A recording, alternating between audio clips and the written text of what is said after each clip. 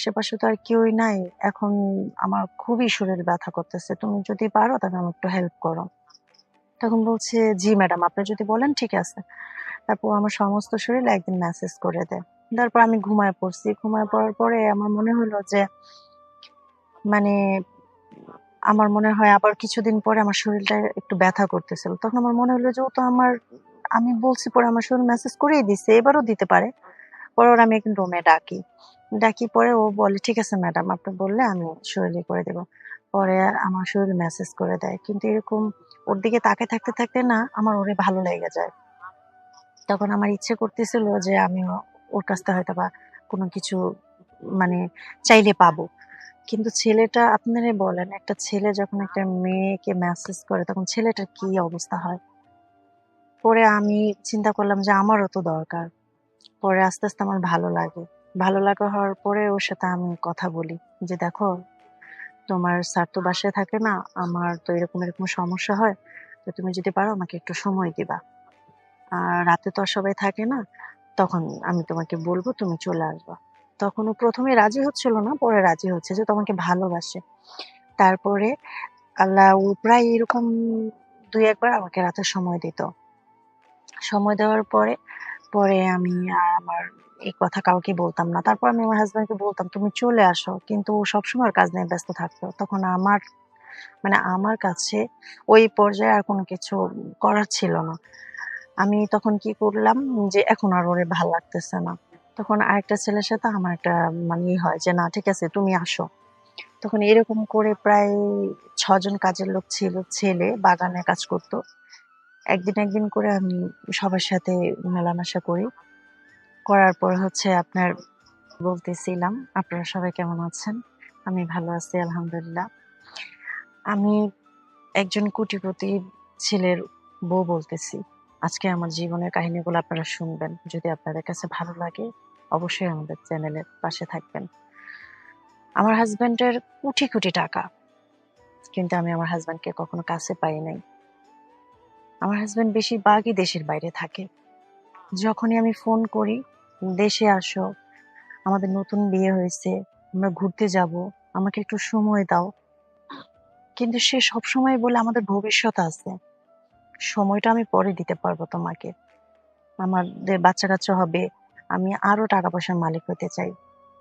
কিন্তু সে এটা একটা বারও বুঝতো না যে আমার এই মুহূর্তে টাকা-পয়সার কোনো প্রয়োজন নাই। আমার স্বামীকে দরকার। সারাদিন আমি কাজ করি, আমার শ্বশুর-শাশুড়ির সাথে থাকি, তাদের খেয়াল রাখি। কষ্ট করে হলেও আমি ভালো থাকি। কিন্তু যখন রাত হয় তখন আমার ঘুম হয় না।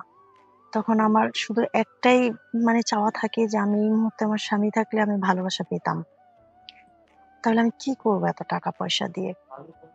অনেক টাকা-পয়সা। যখনই আমি ফোন করে কোনো কিছু বলি, ভালোবাসার কথা বললেই সে আমার জন্য টাকা পাঠায় দেয়। "তুমি শপিং করো।"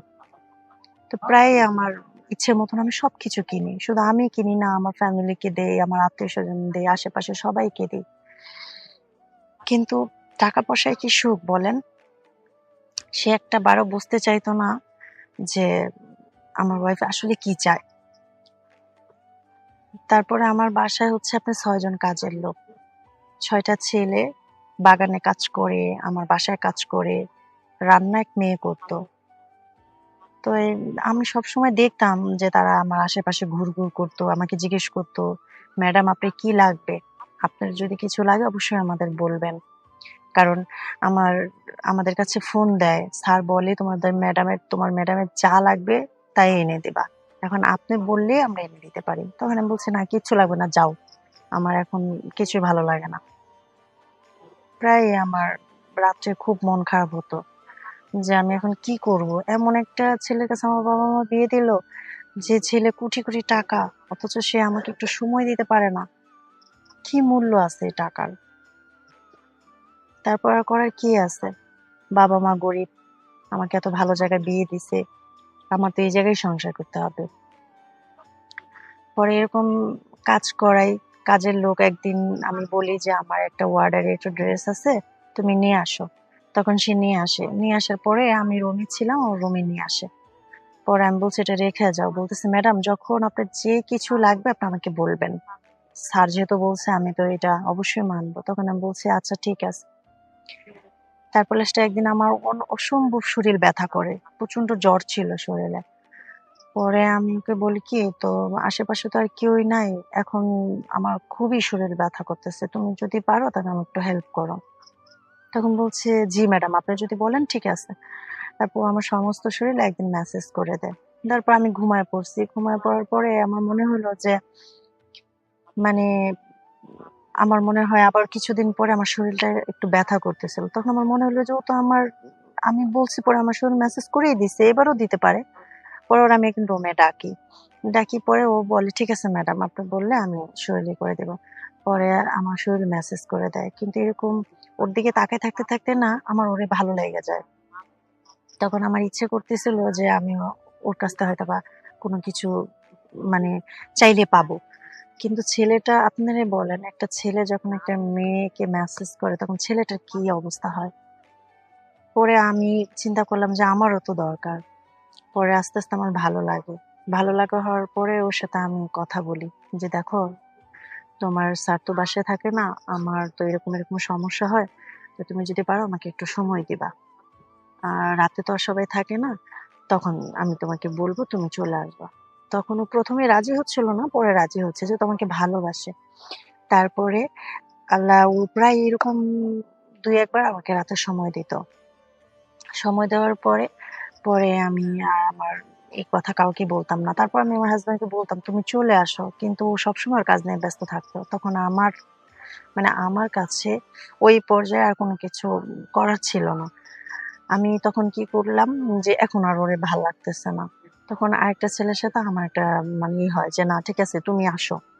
তখন এরকম করে প্রায় ৬ জন কাজের লোক ছিল, ছেলে বাগানে কাজ করতো। একদিন একদিন করে আমি সবার সাথে মেলামেশা করি। করার পর হচ্ছে আপনার আমার মনে হলো যে টাকা পয়সা আমার হাজবেন্ড আর কোনো কাজে আসলো না। শেষমেশ কি আমি কাজের ছেলেদের সাথেই থাকবো? তাহলে তো কাজের ছেলেদের সাথে আমার চাহিদা মেটাতে হবে। আমার স্বামী তো আর পারলো না। তাহলে আপনারাই বলেন যে এত টাকা পয়সা, এই টাকা পয়সার কি মূল্য হয় যদি নিজের ওয়াইফকে সে সুখে না রাখতে পারে। আর ওই পর্যায় থেকে আমার ওই কাজগুলো করতেই বারবার ইচ্ছে হতো। তো আমি বারবার এরকম করতাম। আমি আসলে আমার হাসব্যান্ডকে ঠকাইতে চাই নাই। কিন্তু সে সবসময় তার টাকাটাই বড় মনে করত। তাই সে তার টাকা নিয়ে থাকুক। আর আমাকেও এইভাবেই সময়গুলো পার করতে হয়। তা আপনারা যদি আমার জীবনের কাহিনী জেনে যদি আপনার কাছে ভালো লাগে, অবশ্যই লাইক, কমেন্ট, শেয়ার করতে ভুলবেন না। আল্লাহ হাফেজ।